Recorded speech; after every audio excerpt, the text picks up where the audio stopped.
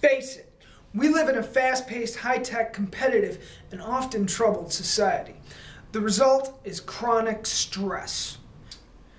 Stress is the cause of the #1 killer in America today, coronary heart disease. What is this caused by? Stress that is making our society fat. Fat. Fat. Before discussing why exercise is the best antidote for stress, it is important to understand why stress has these effects on us. It boils down to the simple fact that our bodies cannot tell the difference between stress caused by a physical threat, one that we must physically fight or run away from, and the chronic emotional stress we are most likely to face every day. Since the human body can't tell the difference, it reacts the same way to both by providing maximum strength and energy to fight or run. This is done by releasing the hormones adrenaline, cortisol, and insulin. The result is 5 to 10 minutes of quick energy due to the release of stored fuel in the body. That's great.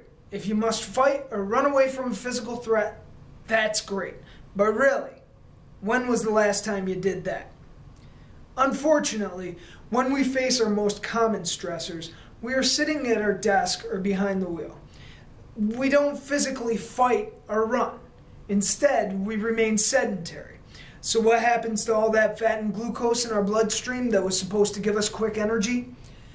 The job of the third hormone released by the body, insulin, is to get the fat and the glucose out of the bloodstream and store it for future use. The insulin does this so well that we feel hungry. So the insulin stores the fat and the glucose as fat, most of it saved in the middle section of the body. We eat more because we are hungry, and that gets stored too. If we face prolonged or chronic stress, this cycle is repeated over and over, storing more and more fat on our midriffs, and sometimes even leading to additional problems from insulin resistance and type 2 diabetes. The very best treatment for stress and all of its negative effects is not found at the drugstore, but in the gym. Exercise is the cure, plain and simple. Physically, exercise burns fat and glucose, reduces cholesterol and triglycerides, improves all cardiovascular functions, and keeps hormones balanced. It helps our bodies work efficiently.